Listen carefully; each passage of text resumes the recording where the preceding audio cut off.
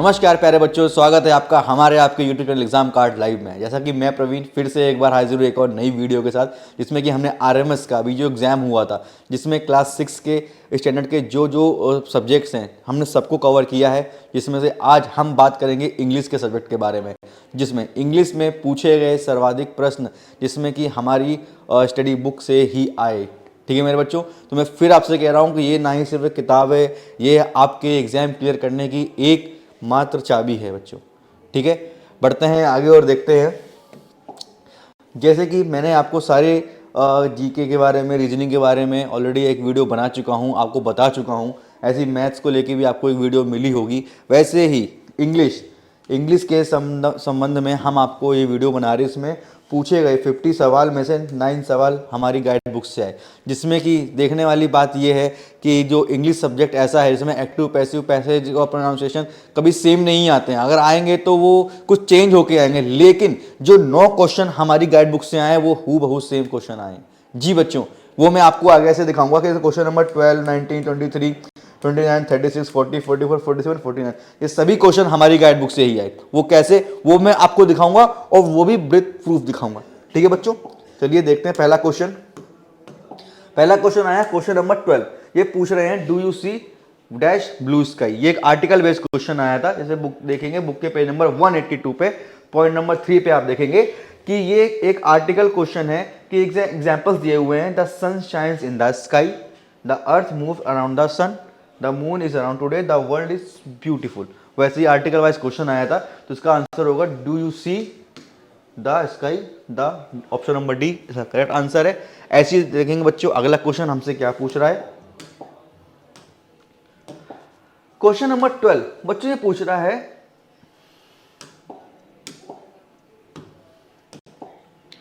Question number 19 बच्चों ये पूछ रहा है have you scene dash 1 rupee note. ये भी ए आर्टिकल टाइप का एक क्वेश्चन आया है। आप देखेंगे बुक के पेज नंबर 182 में 2.1 सी पॉइंट पे कि यूजेस ऑफ आर्टिकल ए के बारे में पूछ रहे हैं, जिसमें आप सीधा देखेंगे कि एक जो आर्टिकल है वो कहाँ यूज होता है। जैसे आप देखेंगे कि the sound of was example a one eyed man, a 1 rupee note, a 1 rupee note, सीधा इसका आंसर आ।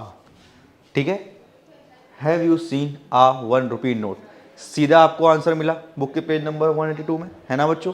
इसी तरीके से आगे बढ़ेंगे और देखेंगे अगला क्वेश्चन हमसे क्या पूछ रहा है। क्वेश्चन नंबर 23 ये पूछ रहे थे speaker will be coming dash car.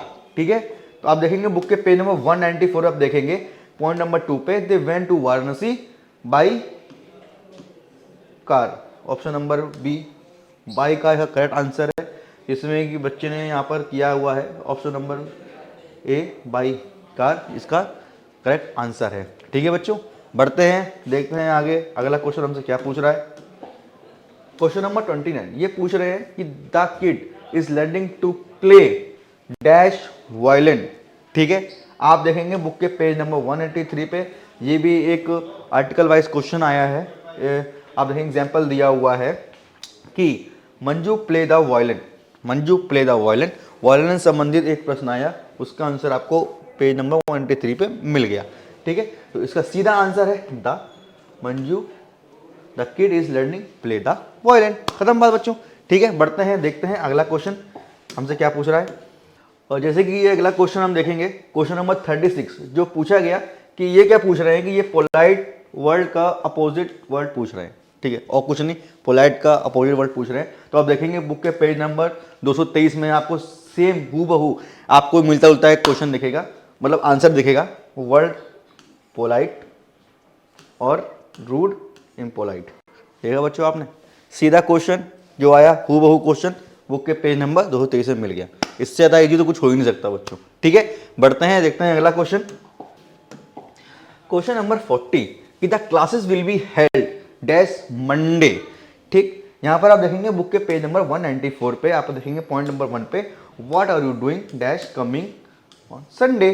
ठीक है, वैसे यहाँ पे एक ये पूछ रहे हैं तो ऑप्शन नंबर ए ऑन ये प्रपोजिशन से संबंधित एक क्वेश्चन आए जिसमें कि ये आपको बता रहा है कि ये ऑन मंडे ऑन संडे, ठीक है।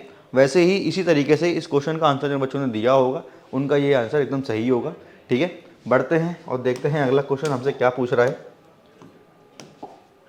क्वेश्चन नंबर 44, ये डायरेक्शन है fill in the blanks which correct article, ठीक है।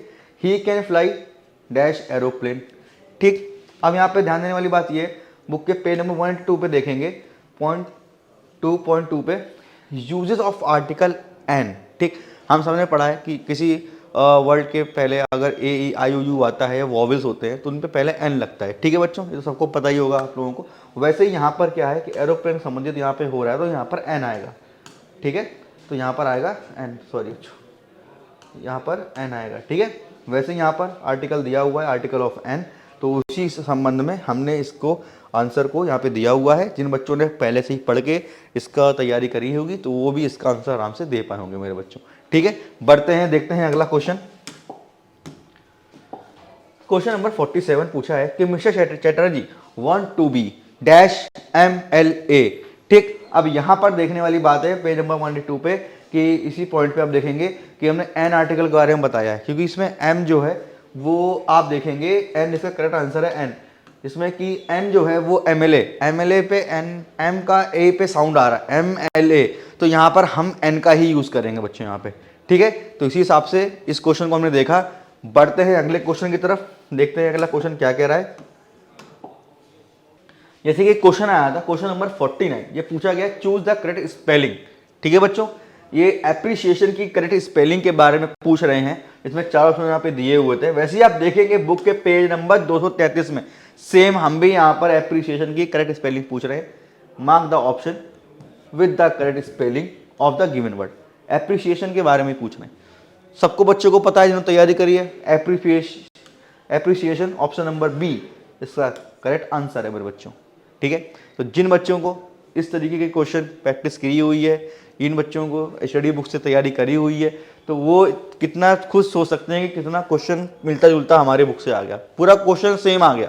अब बताइए इससे ज़्यादा इजी कुछ हो सकता है? आप बताएं, इससे ज़्यादा इजी कुछ हो ही नहीं सकता कि क्वेश्चन एग्जाम में पूछे गए क्वेश्चन सीधा हमारी बुक से आ गए जिससे हमने पढ़ाई करी थी, मतलब उससे इजी कुछ है ही नहीं बच्चों। इसीलिए मैं कहता हूँ कि अपनी तैयारी स्टडी इस तरीके से कीजिए, इतनी इस मेहनत से कीजिए ताकि एग्जाम में पूछे गए सवाल का जवाब आप आराम से दे सकें और हमारी गाइड बुक के माध्यम से, ठीक है बच्चों। तो देखा बच्चों आपने, हमने कैसे करके एक एक हर क्वेश्चन पे नज़र डाली, जिसमें हमने आपको पहले भी वीडियो बनाई है जीएस की रीजनिंग से संबंधित। आज हमने इंग्लिश के बारे में आपको बताया कि कितने हूबहू क्वेश्चंस हमारी गाइड बुक से आए, और वो भी विद प्रूफ मैंने आपको दिखाए हैं कि कितने मिलते जुलते क्वेश्चंस आए थे।